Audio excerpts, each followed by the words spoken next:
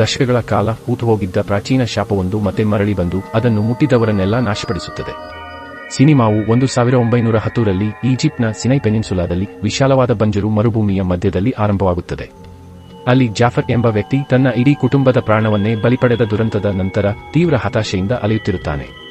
ಮರುಭೂಮಿಯಾದ್ಯಂತ ಪ್ರಯಾಣಿಸಿದ ನಂತರ ಉಳಿದಿರುವ ಅಲ್ಪ ಶಕ್ತಿಯೊಂದಿಗೆ ಜಾಫರ್ ಅಂತಿಮವಾಗಿ ಒಂದು ವಿಚಿತ್ರ ಕುದುರೆಯ ಪ್ರತಿಮೆಯ ರೂಪದಲ್ಲಿರುವ ಪ್ರಾಚೀನ ಕಲಾಕೃತಿಯನ್ನು ಹೂತುಹಾಕಲು ನಿರ್ಧರಿಸುತ್ತಾನೆ.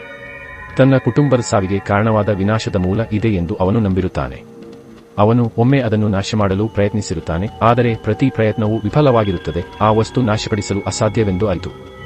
ಆ ಕಾರಣಕ್ಕಾಗಿ ಅವನು ಮಾಡಬಹುದಾದ ಏಕೈಕ ಕೆಲಸವೆಂದರೆ ಅದನ್ನು ಯಾರೂ ಇಲ್ಲದ ಮರುಭೂಮಿಯಲ್ಲಿ ಹೂತುಹಾಕುವುದು, ಅದು ಮತ್ತೊಮ್ಮೆ ಯಾರಿಗೂ ಸಿಗಬಾರದು ಎಂದು ಅವನು ಆಶಿಸುತ್ತಾನೆ. ಕಲಾಕೃತಿಯನ್ನು ಹೂತುಹಾಕಿದ ಸ್ವಲ್ಪ ಸಮಯದ ನಂತರ ಜಾಫರ್ ಅದರ ಕರಾಳ ಪ್ರಭಾವವು ತನ್ನ ಮನಸ್ಸನ್ನು ಆವರಿಸುತ್ತಿರುವುದನ್ನು ಅನುಭವಿಸಲು ಪ್ರಾರಂಭಿಸುತ್ತಾನೆ. ಭಯದಿಂದ ಕಂಗೆಟ್ಟ ಮತ್ತು ಅದರಿಂದ ತಪ್ಪಿಸಿಕೊಳ್ಳಲು ಸಾಧ್ಯವಾಗದ ಅವನು ತನ್ನನ್ನು ತಾನೇ ಚಾಕುವಿನಿಂದ ಚುಚ್ಚಿಕೊಳ್ಳುವ ಮೂಲಕ ತನ್ನ ಜೀವನವನ್ನು ಕೊನೆಗೊಳಿಸಲು ನಿರ್ಧರಿಸುತ್ತಾನೆ. ಪ್ರಪಂಚದಿಂದ ಆ ಕಲಾಕೃತಿಯನ್ನು ಮರೆಯಾಗಿಸಲು ಪ್ರಯತ್ನಿಸಿದ ನಂತರ ಅವನು ಮರುಭೂಮಿಯಲ್ಲಿ ಒಂಟಿಯಾಗಿ ಸಾಯುತ್ತಾನೆ.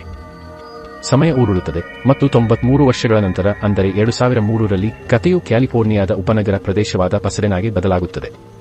ಒಂದು ಪಾಳುಬಿದ್ದ ಮತ್ತು ಸರಿಯಾಗಿ ನಿರ್ವಹಿಸದ ಮನೆಯ ಒಳಗೆ ಮೈಕಿ ಎಂಬ ಚಿಕ್ಕ ಹುಡುಗ ಭಯದಿಂದ ನಡುಗುತ್ತಾ 911ಗೆ ಕರೆ ಮಾಡಲು ಪ್ರಯತ್ನಿಸುತ್ತಿರುತ್ತಾನೆ. ಒಬ್ಬ ವಿಚಿತ್ರ ಮತ್ತು ಭಯಾನಕ ಮಹಿಳೆಯಿಂದ ಅಪಹರಣಕ್ಕೊಳಗಾದ